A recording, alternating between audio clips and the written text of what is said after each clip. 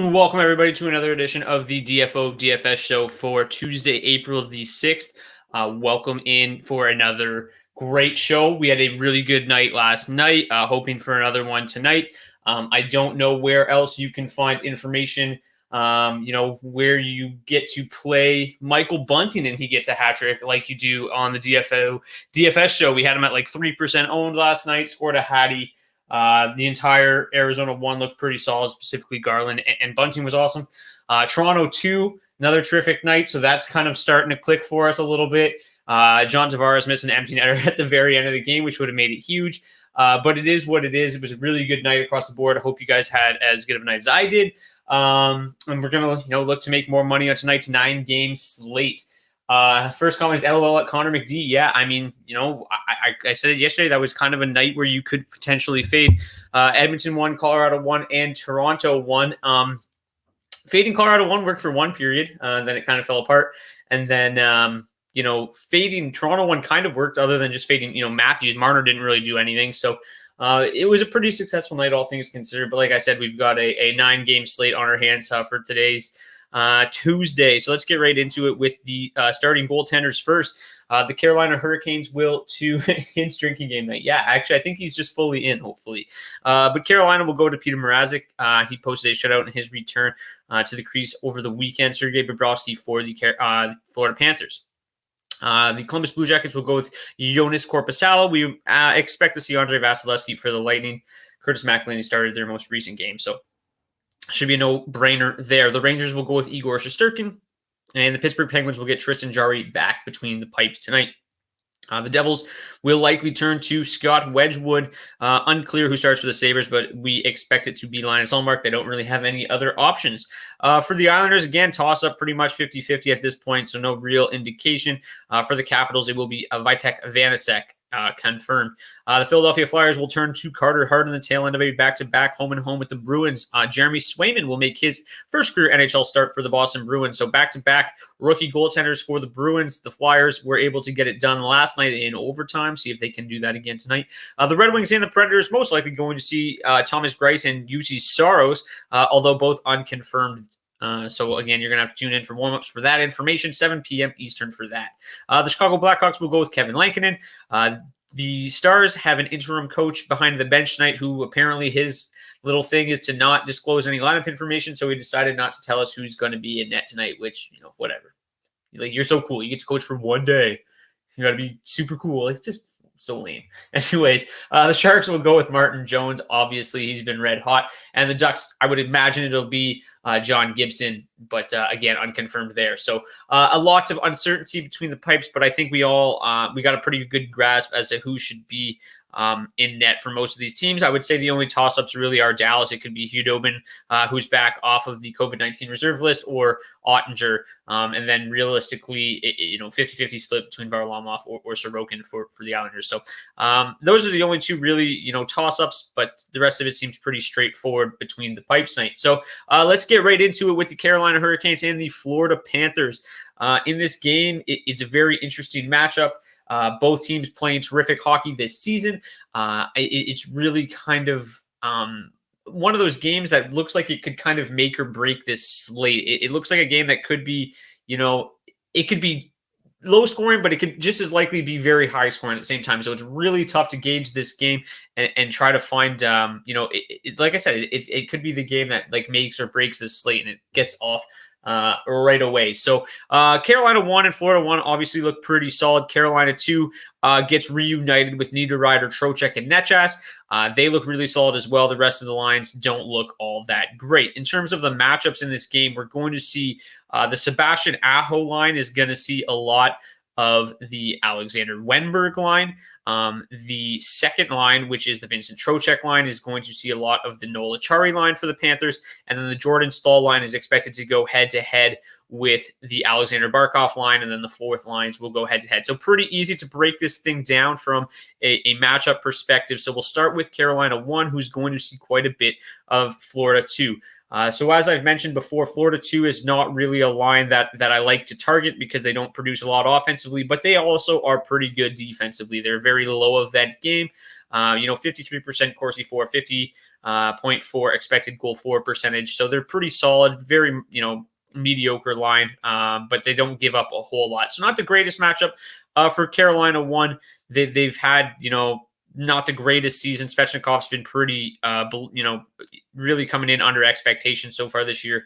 But when Aho and Svechnikov are together, they normally do pretty good things. But realistically, this matchup doesn't look all that terrific. And Sergei Bobrovsky has really elevated his game here in the last month too. So, Carolina 1 certainly has very good and appealing offensive numbers that you would probably want to target. But overall, the matchup is not all that terrific. For Carolina 2, which Trocheck, Niederreiter, and Netjas back together, they're going to get the third line of the Panthers, which is Achari, Tippett, and Vetrano. They're pretty decent defensively as well. If you really want to break it down to like the decimal point, they look like the worst defensive line for the Panthers. The 49.2 Corsi for is not very good, obviously. So I think that Carolina 2 is probably a little bit more appealing tonight from a stacking perspective. Obviously, it's a little bit more appealing to full stack Carolina 2 than it is to full stack Carolina 1 and throw Jesper Fast in there. And then they look to have just a slightly better matchup. So I think I'm a little bit more interested. It looks like a little bit of a higher event matchup as well, as you can see here with the 54 Corsi against Florida 3. So Carolina 2 looks a little bit more appealing. And then obviously not a whole lot of interest in Carolina 3 as they go head-to-head with the Barkov line. Now let's flip it over to the Panther side. Obviously the Barkov line is their best, but they have a really difficult matchup here against Carolina 3. Jordan Staal, I believe it's Jordan Martinook, and Warren Fogle on his wing. So that trio has been very solid defensively, among the best defensive lines on the entire Never mind. Where are they here? Carolina 3. Oops. R3. So yeah, among the best defensive lines on the entire slate. So it's going to be a little bit of a difficult test here for the Barkov line. So, that's why I said this game can really make or break this slate for me. To me, it looks like it's going to be low scoring, and that's kind of my hopes. I'm probably leaning towards fading this game because it looks like it should be, but hopefully lower event a little bit more defensive. Obviously, though, this game, like I said, has just as much of a chance of being 5-4 as it does as being 2-1. But to me, just based on the matchups, it looks like it's kind of just going to be a difficult matchup for almost every single line on the slate, and it's going to be, I think, relatively low scoring. So to me, I think fading this game is probably what I'm going to do. But if you do think that this is going to be on the higher side, I do think Carolina 1 is the line to target from the Carolina 2 is the line to target from the Carolina side of things. And then Florida 1 is obviously the line to target from the Florida side of things. The one issue I do have is they have not been as good with Mason Marchment up there as Anthony Duclair, but still very solid offensive numbers overall on the slate. They are the fifth best offensive line. So still really, really good numbers. So if you are interested in this game, I absolutely no fault to you at all. I think it has the chance to be a little bit lower scoring, but like I said, it could blow up as well. So Florida 1 for me would be the Florida side of things because the rest of this lineup is not very appealing. And then on the other side, Carolina 1 and 2 both look really good. Carolina 2 has the slightly better matchup. But if you want to just do a mini stack, then I think the mini stack option with Aho and Svechnikov is a little bit strong. Quick question about numbers. Do you take into account home versus away? More important when fans are back. Just wondering. Great content as always. So the home versus away thing, somebody asked me this question the other day too. It doesn't really I don't take in home and away numbers because those are noisy. It's a smaller sample size. But what is factored in is home and away because it's the matchups, right? So the numbers are kind of baked into it already with the matchups because when you're on home ice, you can get the matchup that you want. Where when you're on the road, you can't. So if this game was in Florida, you're not going to see Alexander Barkov going against Jordan Staal. So if it was in Florida, it'd be a much better, Florida 1 would be more appealing. But because it's on the road, he's going to be going up against Jordan Staal most of the night, and it's a much less appealing matchup. So that's kind of how it's baked in there. It's not home versus road splits necessarily, but it's home versus road matchup. So it's all kind of factored in with the matchup. So I hope that helps, but that just makes that to me, makes more sense than taking this is what they do on home ice. This is what they do on the road, because most of it, they're the same line. Realistically, they're just probably getting more advantageous matchups at home and worse matchups on the road. But all right, so that's pretty much it for that game. In terms of the power play report, both teams look pretty solid on the power play. It's interesting because both teams draw quite a few penalties. They both also take a lot of penalties, so there could be a penalty-filled game, which adds to the appeal of it potentially being a high-scoring affair. Both teams have very strong power plays, but both teams have pretty solid penalty kills, specifically Carolina as well. So, both teams look pretty solid on the power play, but both penalty kills are pretty good. But normally, I would just prefer to target a good power play as avoiding a good penalty kill. So again, this is a game that looks like it could be lower scoring at 5v5, but the power play could certainly make it a much higher scoring affair. All right, the second game of the night is the Lightning and the Blue Jackets. So the Blue Jackets are obviously a terrible hockey team. The Lightning, though, however, have been struggling lately. They have not been very good as of late. They just got thumped by the Red Wings the other night, which was pretty surprising. Obviously, they handled the Wings pretty handily the night before, but they got thumped the other night. So, obviously this isn't a matchup that I'm afraid of. The Blue Jackets are terrible, but they haven't really, for as bad as the Blue Jackets are, most of their struggles come offensively. They haven't really been getting crushed. They're not losing six, they weren't going through that stretch like the Sabres when they were getting destroyed, right? They're not getting crushed every single night. They're just losing 2-1 or 3-1, and it's just a terrible hockey game. So, to me, I don't love the Lightning in this spot just because I think it is going to be a little bit of a lower scoring game, a super boring affair, but if you wanted to play the Lightning, I think it's totally fine. I mean, they're obviously, they've got to get right here eventually, and maybe tonight is the matchup where that happens. In terms of the matchups, it's going to be Tampa Bay 1 is going to see quite a bit of the third line of the Blue Jackets, which right now is the Alexander Texier line. I think it's Texier, Bjorkstrand, and Liam Foudy. So, not a terrible matchup for them, but we'll get right into it here in a minute. They're going to see majority of them, but still, they're going to see quite a bit of just the top 9 of the Blue Jackets. The second line, the Stamkos line, will see a little bit more of the top line, which is the Max Domi line, and a little bit more of the fourth line. So what does that mean? The Blue Jackets, obviously, from the numbers perspective, not very good defensively. All 4 lines grade out below average. All 4 lines get caved in at 5v5.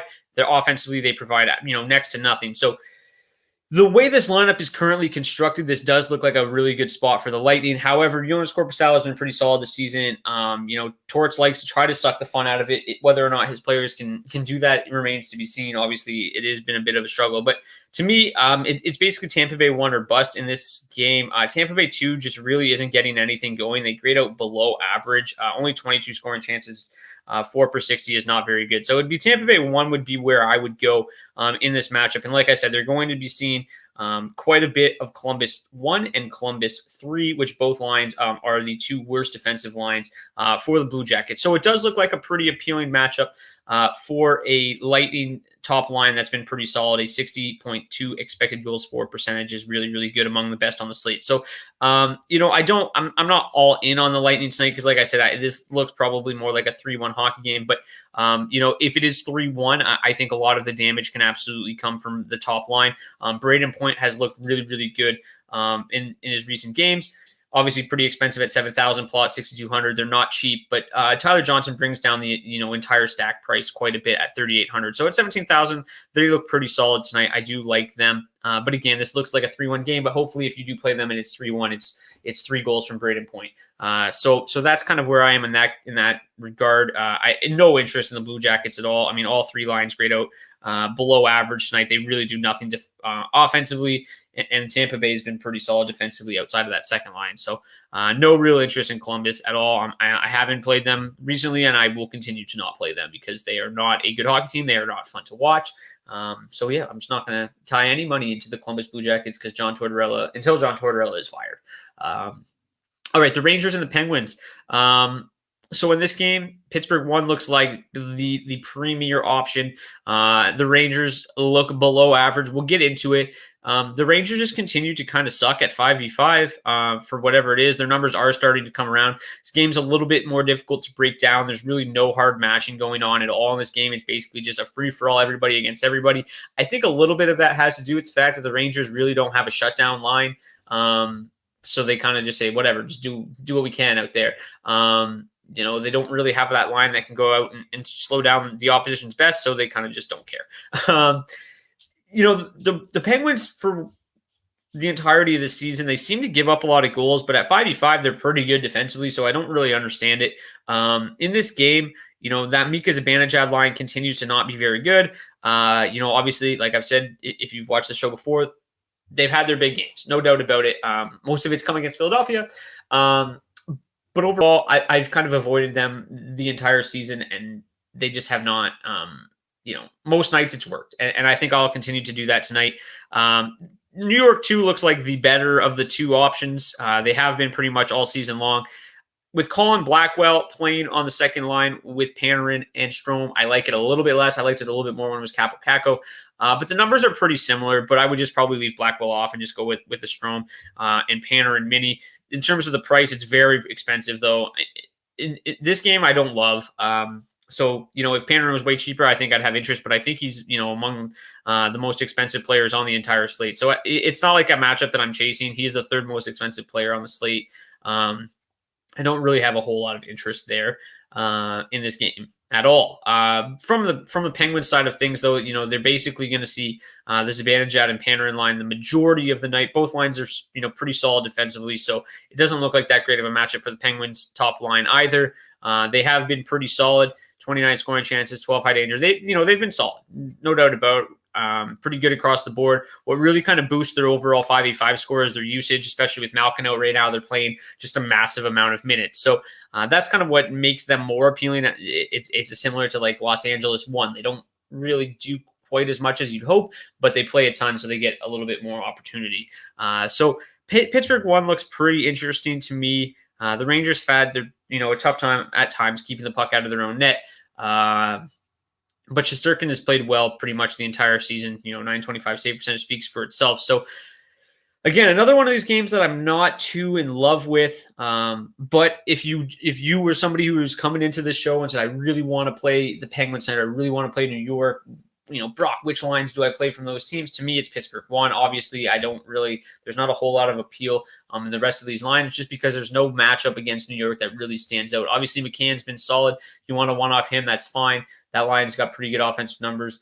Pittsburgh 3 somehow has good offensive numbers, like good underlying numbers, but I would never play them. So to me, it's Pittsburgh 1. If you want to play McCann, that's fine.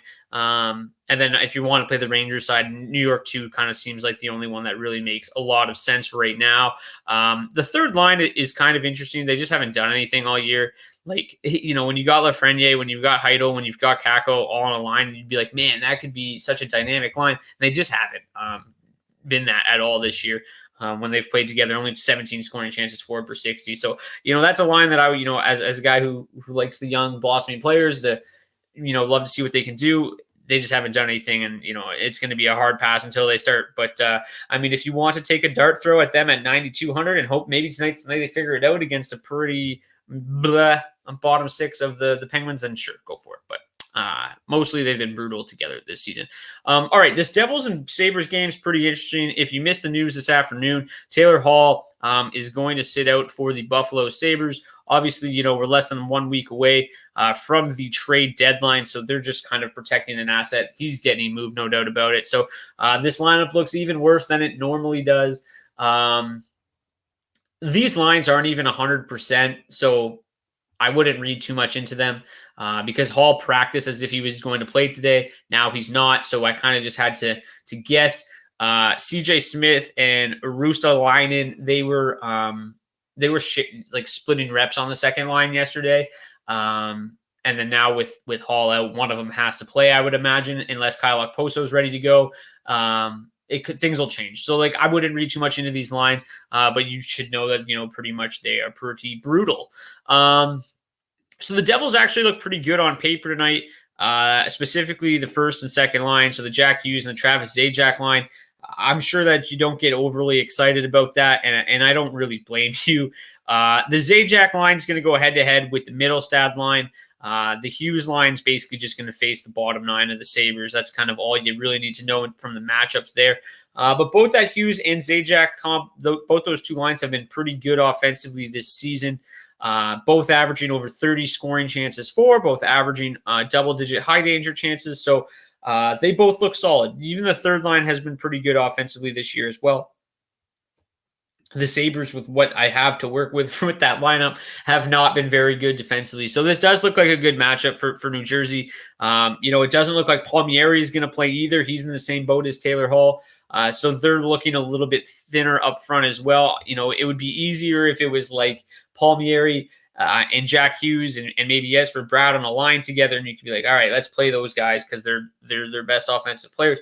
The way that this lineup is currently constructed, it's really kind of hard to be like, man, these are the guys I really, really want to play. To me, Jack Hughes looks pretty solid. If you want to throw him in together with like a Sharon Govich at 4,400, he's been pretty consistent in terms of the shot volume all season long. His usage has been solid. The points not necessarily there. But he's been, fairly reliable. So to me, that would be kind of the line that I would go with if I was playing the Devils. It's not something that I'm overly excited about, but it's not really something that's going to break the bank for you either. You're not really, you're paying $13,300 to full stack them. If you want to leave Kokkonen off and just go Hughes, Sharangovich, fine. They're only $9,500 to do that. So it's very cheap, and the matchup is certainly there. Linus Ullmark's obviously the only real concern there.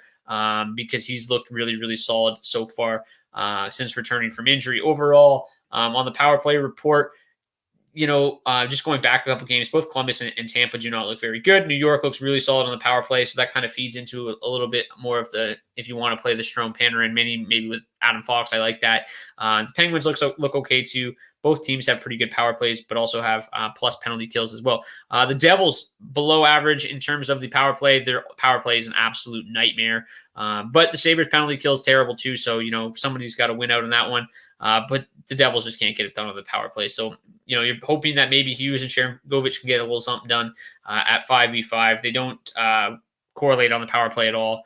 Kokkonen and Sharangovich do on the second unit, but like who's that line? That power play unit does not get me excited at all. So I think it's a really good matchup. It's just really tough to pinpoint who you're gonna want to play. I'm not playing Travis Zajac when he's playing with Nick Merkley and Andreas Johnsson. Could they score tonight? Sure, the matchup's great, but I'm just probably not going to go there. Hughes and Sharangovich look a little bit more appealing.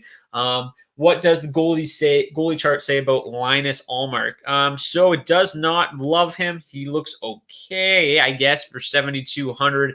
But the more prudent plays at around that price look to be Sergei Bobrovsky at 7,400. Obviously, his shot volume is going to be immense.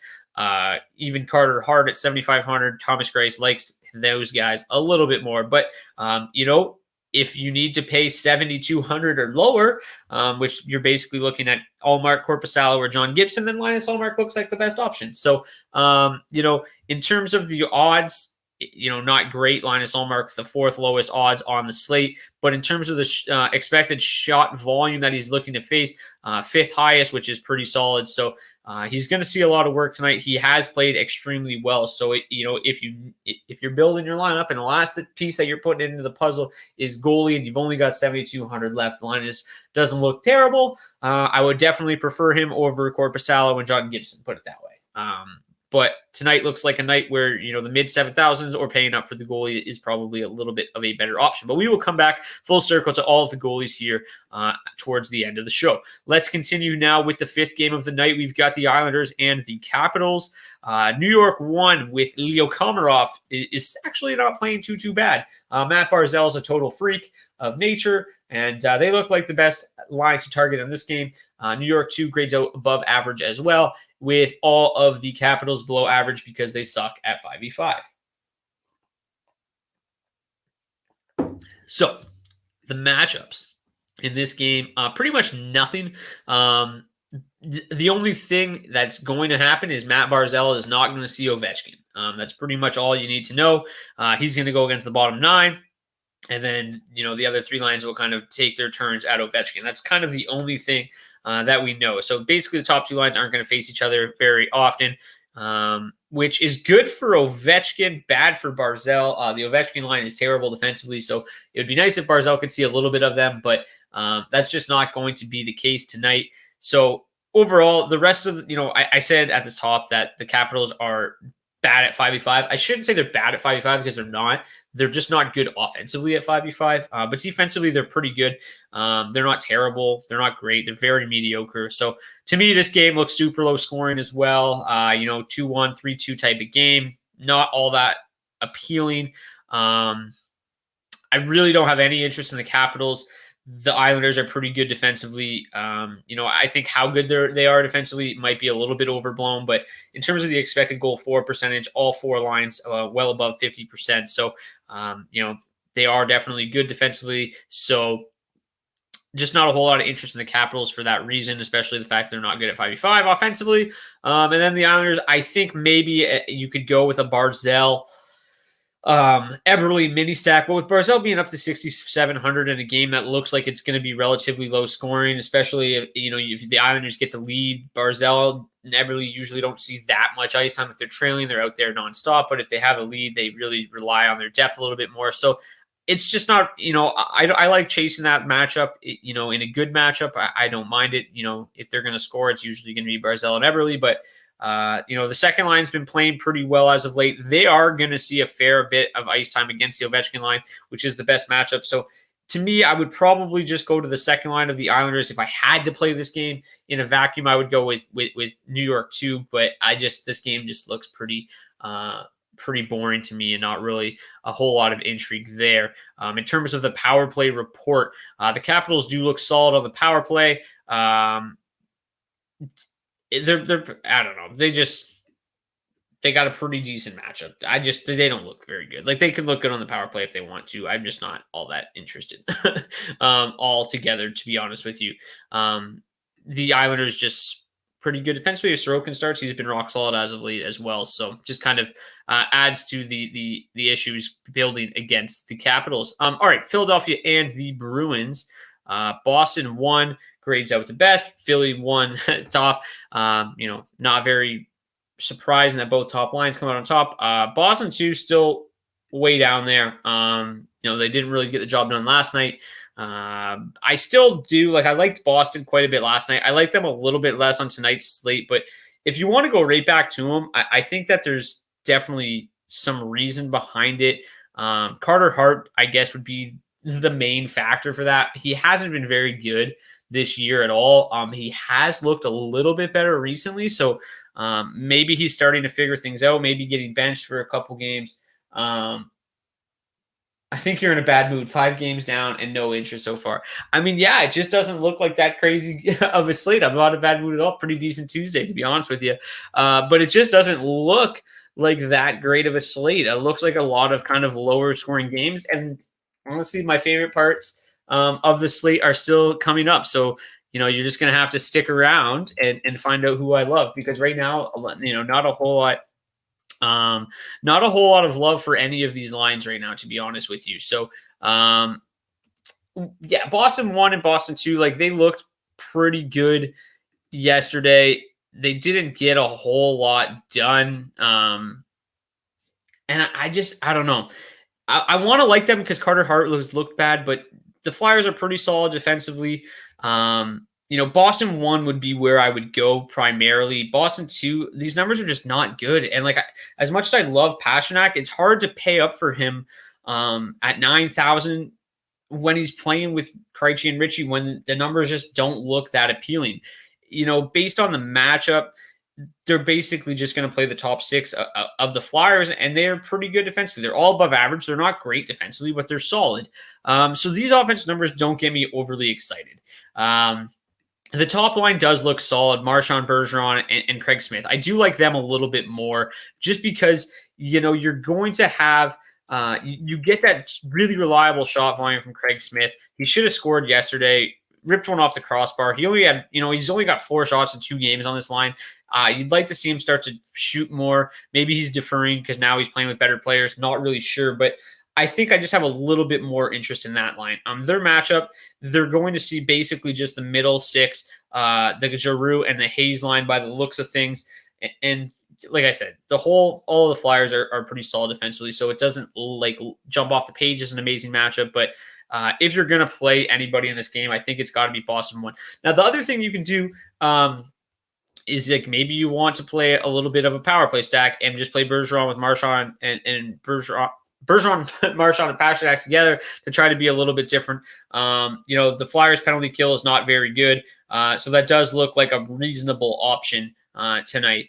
the Bruins power play hasn't been all that outstanding this year, but the Flyers penalty kill is not great. So if you want to try to build lineups that way and get different, if you really like a value line, then I think building a Boston power play stack isn't a terrible option. But playing Pastrnak, with Richie and Krejci, I think it's fine. Like, I like it because of how cheap you can get exposure to Pastrnak, but the numbers just don't really sell me on playing them. 3.5 high danger chances, 4/60. What even is that? Not to say that they need high danger chances. At least Pastrnak doesn't. He can score from anywhere, but Nick Ritchie does, and that's not great. So I'm not in love with it. On the other side, the Flyers just not really a whole lot going. Swayman in net could change things a little bit. Whoever's going to see Boston 3 looks like the play, which is going to be a little bit of Philly 1, a little bit of Philly 2. So if you wanted to play Philly 1, I could get behind it, but the only issue is you're still playing a premium for what they did earlier in the year. 17,000 to full stack them. It is coming down a little bit, but again, maybe I am in a bad mood. I just don't even know. It just doesn't look that appealing to me. Waiting for Stars and Sharks and Grays. Yeah, here we go. So yeah, I think again, this is probably very similar to what happened yesterday. Maybe a 3-2 game. Nobody that's really going to break the slate, in my opinion. But obviously, Boston 1 is always capable of doing that. Maybe after a loss, they say screw it, and they just put them all back together too. So something to keep an eye on in warmups. I'll obviously have that information on Twitter. So if that happens, I would like Boston 1 a little bit more. But moving on, we have the Red Wings and the Predators. So, no goaltender on earth is hotter than UC Saros right now. And no team's really more banged up than the Predators. No Philip Forsberg, no Matt Duchene, no Ryan Ellis, no Victor Arvidsson tonight. So they're looking pretty thin up front. So obviously this looks like a game that the Red Wings can win, but UC Saros is such a freak right now. It's really hard to get too excited about the Red Wings. The top line of Dylan Larkin and Philip Zadina, it looks like the Red Wings are going to go 11 forwards and 7 defensemen. And they rotated that wing spot last game. They've been solid together. Nashville 2's had really good numbers, underlying numbers, but they don't really get a whole lot done offensively, so I'm not in love with it. And then Nashville 1, without Forsberg, without Arvidsson, just does not look quite as amazing. Detroit, no really hard matches in this game. Mostly what they're going to do is the Larkin, and then the fourth line, which doesn't even have Glendening on it right now, are going to see quite a bit of Nashville 1. Larkin's going to see quite a bit of Nashville 2-2. Just, again, not really a game with a whole lot of matching going on. Detroit, all 4 lines are below average. So, offensively, it's really hard to get excited about 4 lines who are below average offensively. They all lose the possession battle going up against the hottest goaltender in the league. I like the Red Wings. But, again, another low-scoring looking game. And UC Saros is probably just too hot to even think about playing the Red Wings tonight. If you want to, because the Predators are looking thin, you'd have to just go with Larkin and Zadina. Mantha's, picking up points here recently, but the second line is not getting anything done. Him with Michael Rasmussen. Now that Luke Glendening's on the line, it makes it even worse. So Larkin and Zadina look like a solid mini stack option, I suppose. As I mentioned, they are going to see quite a bit of Nashville 2. They're also going to see quite a bit of Nashville 1 and Nashville 3. All 3 lines grade out below average. So, just as much as the Red Wings suck at 5v5, the Predators are pretty much just as bad. So, I think that playing Detroit 1, playing Larkin and Zadina is a fine option. It's just they're going to get their chances. It's just a matter of, is UC Saros going to make 47 stops and post another shutout? Probably. So, if you want to play the Red Wings, you don't really have any other options. The top line without Forsberg, without Arvidsson, not very good for the Predators. The third line, like I said, they seem to generate a ton of chances, but they don't really do a whole lot with these chances, right? Luke Kunin, he's fine. He's been heating up a little bit. Granlund, he's had a pretty solid season, but he's got 1 assist in his last 4 games, doesn't shoot the puck a whole lot. So their floor is really low. In this matchup with the Red Wings, I suppose that their ceiling's pretty decent. They're going to see a lot of Detroit's top line, which has not been all that great defensively. So, what these numbers here just scream is high event hockey. So you do get some, you could get some opportunity here with them as a decent value option. I mean, the most expensive player on the line is Mikael Granlund at 4,000. So, they look like a decent value play tonight. On the other side, Tolvanen has been red hot. If you wanted a one-off Tolvanen, I think that is a fine option. Again, he's just scoring at the most outrageous clip ever. He just scores on seemingly every shot, but he's got a total rocket, so it's not all that surprising. But the Red Wings penalty kill is not very good. It is below average, so maybe there is something to be said about Tolvanen as a one-off. But another game that looks like a 2-1 hockey game. With that being said, with all the pieces that are missing, maybe Thomas Greiss is a decent value option tonight. He hasn't been all that great, even with the injuries. Vegas doesn't love the Red Wings tonight. I'm not really that shocked, but the Red Wings have played okay. I mean, they just beat the Lightning. It just seems to be like they either show up and win a game and play great, or they just look horrendous and they get crushed. And it's really impossible to figure out which Red Wings team is actually going to show up. So to me, I think that the only really obvious play from this game is UC Saros. And even him, I'm a little bit worried, because if that good Red Wings team shows up, the Nashville Predators are so shorthanded that, they could get run out of the building like the Lightning did. But the Predators are riding a hot streak right now. They're confident. UC Saros is certainly confident, so I think that he probably still gets the job done, and that's why he grades out as the second best goaltender on the slate. But overall, this game, again, just another one that's not all that appealing. I hate to keep saying that, but it really, I don't know. I don't know what to think. The slate is bizarre. But all right, final 2 games I do like. I do have some attention here, and this is where most of my money is going to be placed tonight. Looks like the entire bankroll on all the unders tonight. Maybe I'll have to try that. Yeah, just under on every single game, and hope for the best, because that's kind of that's how I feel. How about Roman Josi? I mean, yeah, Roman Josi obviously is always in play. He is one of the best defensemen in the entire world. 7,100 is pretty crazy. His numbers haven't been all that terrific lately. Like I said, the Predators' power play has never been all that great, but he's fine. He plays massive minutes against the Red Wings, and he's going to be playing against the Red Wings. You got to like him a little bit, but at 7,100, he's obviously expensive. If you want to go maybe like a Josi Tolvanen mini stack, it's a bit bizarre, but I think that's fine. If anybody's going to score on that team tonight, it's going to be one of those two, I would imagine. So, yeah. All right, Chicago and Dallas. So Chicago's reeling right now. They are struggling pretty brutally. Chicago Blackhawks Twitter is ablaze. To me, it's hilarious, because it's like everyone's like, this team sucks, they're garbage, like I can't even watch them. And it's like, well, yeah, no shit. They were supposed to be horrendous. You're lucky you even got 3 great months of hockey out of them, out of nowhere. Like, this is who they were supposed to be.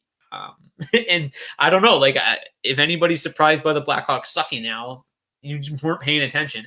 It is bizarre that they're sucking now when they finally have Dylan Strome and Kirby Dach in the lineup. But yeah, I mean, they on paper, they're not a very good hockey team, so it shouldn't be crazy. Play the mega pucks under. It's a bet where they sum all the Vegas totals and you can bet the under. Really, that's a thing. I never even heard of that.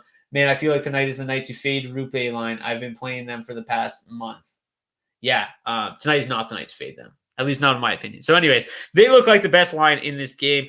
Chicago 1 looks solid. Dallas 2 looks solid. But Dallas 1 really looks like the most appealing option in this game. They are going to see 53% of their ice time against the Patrick Kane line by the looks of things. Also going to see a fair bit of the second and third line, but mostly head-to-head with Patrick Kane. So yeah, Patrick Kane line gives up 33 scoring chances against per 60, about 12 high danger. They 49.9 expected goals, 4%. So, their offensive numbers are solid. It's a very high event looking line with Kirby Dach up there. Meanwhile, Dallas 1 very solid, 2.69 expected goals, 4 per 60, 25 scoring chances, 11 high danger. Looks like a nice matchup for them. The 56 Corsi 4, they like to control the puck. Rupe has been great when he's in the lineup. Jason Robertson, I don't know. is he the Calder favorite right now? Like, he's got to be up there. He's probably not the front runner, but he's got to be in consideration. He's been outstanding. So I really like Dallas one tonight. Obviously the main concern is, like, does all of a sudden Rupe Hintz not play because they didn't disclose any lineup information? Maybe. It's definitely possible. Crazier things have happened with Rupe Hintz this year. But when he's in the lineup, he's been amazing. 24 points in 25 games. Joe Pavelski's been rock solid. So a matchup with this Pavelski or with this Kane line against a Blackhawks team that has been struggling, looks pretty good. I do like Dallas 1 quite a bit tonight. The rest of the lineup, like Dallas 2, also graded out okay, but their offensive numbers just lag, pretty far behind Dallas 1. They are below average offensively. But as I mentioned, they are going to see a decent chunk of Chicago 2 as well. So, they're going to see a lot of Chicago 1. You see a lot of Chicago 2, just like the Rupe Hintz line, and both Chicago 1 and 2 struggle mightily defensively. Even Chicago 3 is below average defensively. So it looks like a really, really good matchup across the board for Dallas 1 and 2. Obviously, I much prefer Dallas 1. Been playing the Rupe line for a month and they haven't worked. Well, I did that with John Tavares and Timo Meier for like a month and it didn't work. But then when they finally went off and reached their potential, they were outstanding. So I like Dallas 1 tonight. I think it's a really good matchup. Chicago's having a tough go right now.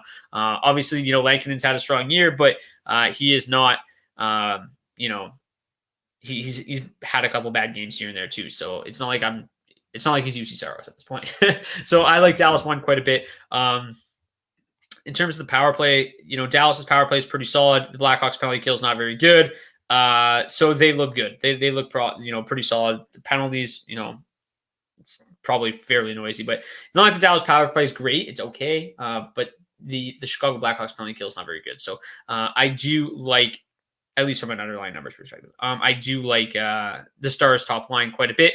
Tonight, they all correlate together on the top power play unit as well, which makes them even more appealing. That can't really be said about a lot of the lines on the slate. You got Pavelski, you got Rupe, you got Jason Robertson all together.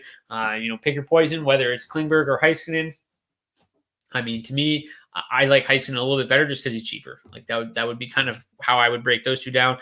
If you prefer Klingberg, he's probably, the better offensive defenseman of the two, but he's $5,000 more expensive. So it kind of comes down to your build and what you need and what you prefer. But they both fit, obviously, and make sense. So, yeah. Now, on the Chicago side of things, it doesn't look great. They haven't been all that great. Like, offensively, their numbers, look pretty good. A lot of these lines haven't played together quite like a lot this year. Like, obviously, Doc's just kind of coming back into thing. So they've had, they have pretty good offensive numbers, which might be like, yeah, let's play them. But the matchup's not good enough for me to get too excited until they start scoring again. And they've been struggling quite a bit lately, and it's not like it's not a team that I'm going to chase when they're struggling, because it just is pretty. It lacks quite a bit. Quite a bit of offensive flair outside of Patrick Kane. I mean, if you look at their last number of games, 0, 3, 2, 2, 1, 3. Like, they haven't scored over 3 goals since March 11th, which was 11 games ago. So offensively, they're struggling. So I'm not going to chase them until they kind of figure that offense out again. Obviously, there's going to be times where, I'm going to want to play Kirby Dach. But in this matchup, Kirby Dach and Patrick Kane. But in this matchup, it doesn't look all that great. So I'm going to pass tonight, but come back to me in a better matchup. All right. The Sharks and the Ducks to close things out. So yeah, San Jose 1 and San Jose 2 look outstanding tonight. San Jose 1 has absolutely decimated the Ducks this season. So if you want to play San Jose 1, that's great. Absolutely not going to stop you. I'm going to play San Jose 2. They're my boys. I've been playing them all year, and I'm going to go back to them because they look, even better tonight in terms of the matchup. But Kane at 7,300. Couture at 5,400, LeBanc at 4,200. Very modestly priced, under 17,000 to full stack them.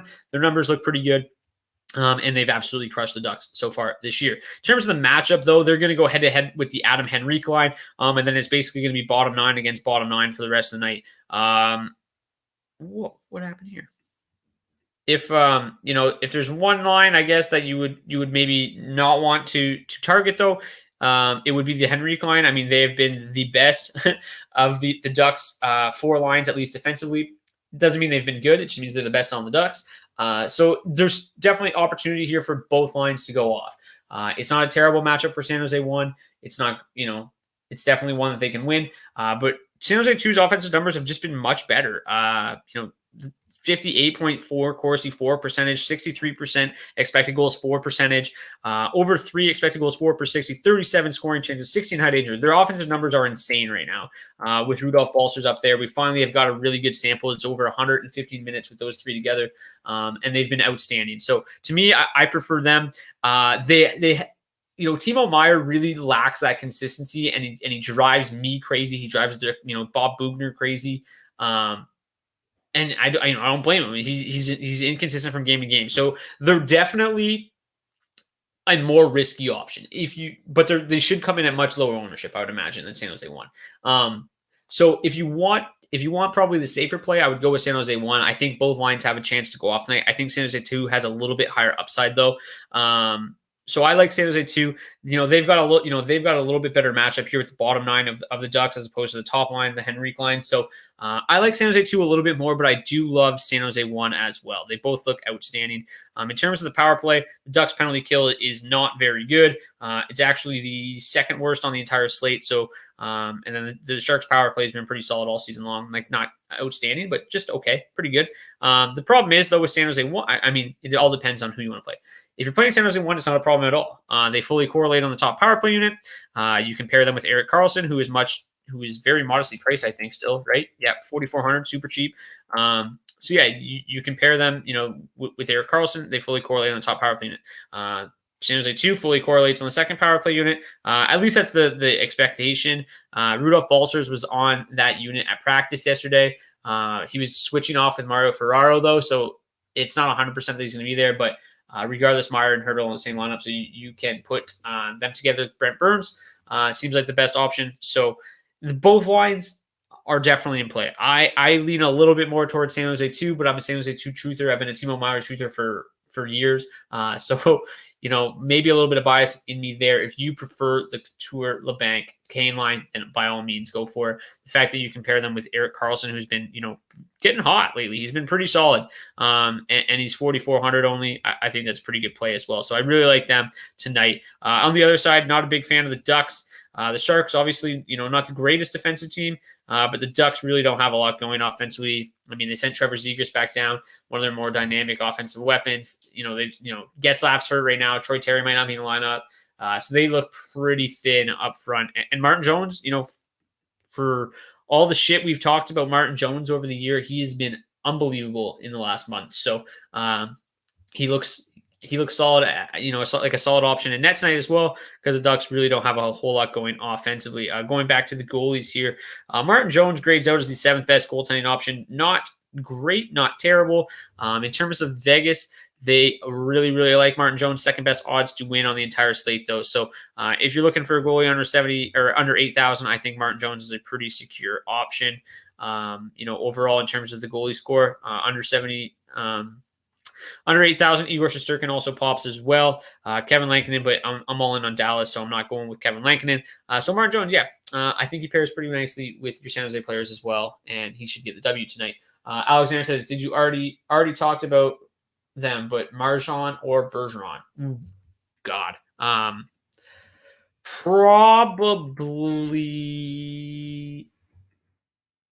Probably Marchand. I don't know. I mean, that's like, how do you pick between the two? They're basically the same. I would probably go Marchand though, but I mean, if you need to fill a center spot, then Bergeron obviously is a couple $100 cheaper. I would lean towards Marchand. I think his offensive game is a little bit more reliable than Bergeron. So if I had to pick in a vacuum between the two of them, it would be Marchand by a hair. On the blue line tonight, we've already talked about a couple of these guys. Obviously, Roman Josi looks great. If you're playing Carolina, I mean, Dougie Hamilton's been an absolute freak of nature lately. So he's outstanding, but he's 7,500 for a defenseman. That's a steep price to pay, but his numbers are just insane right now. There's no safer floor in hockey. So he looks solid if you want to go there. If we want to talk about, going down the list here a little bit cheaper, I mentioned Erik Karlsson. You got to love that price at 4,400. Mackenzie Weegar has been really solid since Aaron Ekblad went down. He played over 24 minutes against Columbus the other night. His shot volume, his block shots have been super consistent. He's picking up points as well. He has 23 points quietly has 23 points in 39 games this season too. So I really like Uyghur at 4,000 if you're going kind of the Panthers route. Even if you're going the Panthers route, if you don't want to pay up for Uyghur, Keith Yandel looks, okay. His question mark is always minutes, especially with 7 defensemen in the lineup. So I do prefer Uyghur at, for $100 more. You should be able to fit him. Jacob Trouba looks like just tremendous value right now. He's been super consistent. The points haven't been there, but the floor is extremely steady, and you'd imagine that the points will start to come eventually. So I like Trouba at 3,600. He's one of my favorite defensemen on the slate. Gustav Forsling, paired with Uyghur, has not been quite as good as Uyghur, but he's been solid. He has points in 4 straight, playing huge minutes with Ekblad out. So you got to like him at 3,500 as well. Mario Ferraro, not so much now because he doesn't look like he's going to be on the power play. But moving down the list a little bit more, not a whole lot to love as you get deeper into it. There are a number of $2,500 defensemen that look very meh. Like, you might get 4 to 6 points out of them as like basically a floor. Obviously, they can pick up an assist or two to, really hit tonight. So I'm trying to find this list of defensemen. I wrote it in our Discord channel a little while ago. So Andy Green from the Islanders, Dmitry Kulikov, Philippe Myers, Anton Strawman, Cal Foote, Vladislav Gavrikov, John Merrill, and Nikolai Kanishov from the Sharks. Those are, if you're going to the very bottom and you're looking for minimum price defensemen, 1 or 2 of them, there's about 7 of them that look okay in terms of, what you're looking for at a minimum price defenseman. If you can't get power play time, you're kind of just looking for opportunity, guys that play, around 20 minutes a night that will shoot the puck, that will block some shots. At $2,500, you're begging, but there is a few guys there that should be able to help you. Who is my favorite one-off tonight? Well, haven't exactly thought about that. It would probably be, probably Dougie Hamilton, to be honest with you. Like if you're looking for a defenseman, like there's nobody safer than Dougie Hamilton tonight. So, he has the greatest floor. His upside is definitely there. As I mentioned, that game could get high scoring. I hope it doesn't because I'm fading it, but for the most part. But if I had to pick, it would probably be Dougie. I also really think that Logan Couture is pretty solid at 5,400. He's been pretty quiet offensively as of late, but he is way too good of a player in a way too good of a matchup to be 5,400. So, I do prefer San Jose 2 as a full stack, but I think Couture at 5,400 makes a lot of sense at that price. I think Svechnikov, I keep talking about him as a good one-off, and he's failed me time and time again. Again, I'm not massively in love with that game, but Svechnikov at 5,200 is too cheap. So there's a lot to like there as well. So those would be probably my favorites. And then in terms of just value plays, looking at the chart, if you don't want a full stack them, but you're looking for values, Rudolph Balcers has been super consistent. You got to like what you get from him at 3,500. I was mentioning to somebody in our Discord channel, he didn't want a full stack San Jose 2, but playing Balcers makes more sense than trying to beg for a $2,500 defenseman, right? You can play Balcers as opposed to maybe playing Hurdle or Meyer if you want to mini stack that line or whatever, and then pay up a little bit more at defenseman and try to get somebody a little bit more reliable like a Jacob Trouba. So Rudolph Balcers makes a lot. All in with San Jose and Dallas with Igor Sharangovich as a one-off and Christ, wow, gutty. But yeah, I mean, he looks fine.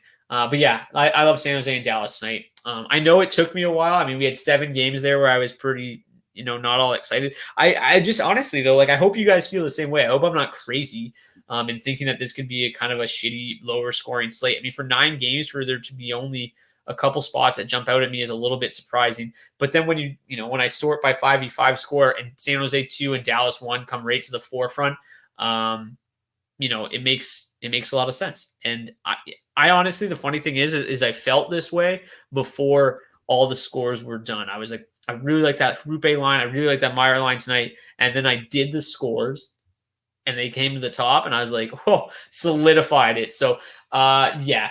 Thank you guys all so much for tuning in to the DFS show for Tuesday, April the 6th. I hope you guys, have a ton of success tonight. Hopefully you have a couple of seconds to smash the like button on the way out. It's definitely going to help. The viewer count has been down a little bit since I stopped posting to Twitter since I don't even remember what it's called. Periscope closed down. So smashing the like button will get me to the top of YouTube. We'll get these viewer counts up. But honestly, I don't even mind. We got a nice small community here, and we're winning money. A 3% Michael Bunting last night. I mean, only we're playing these guys. So it's fine. If we're going to keep winning the money, that's fine by me. We can keep it here on the DFS shows. Thank you guys so much for tuning in. Smash the like button on the way out. And yeah, hopefully you guys return with more money in your bankroll tomorrow as you did today. We'll see you guys back here for Wednesday, and only 2 sleeps until the Masters start. So let's go.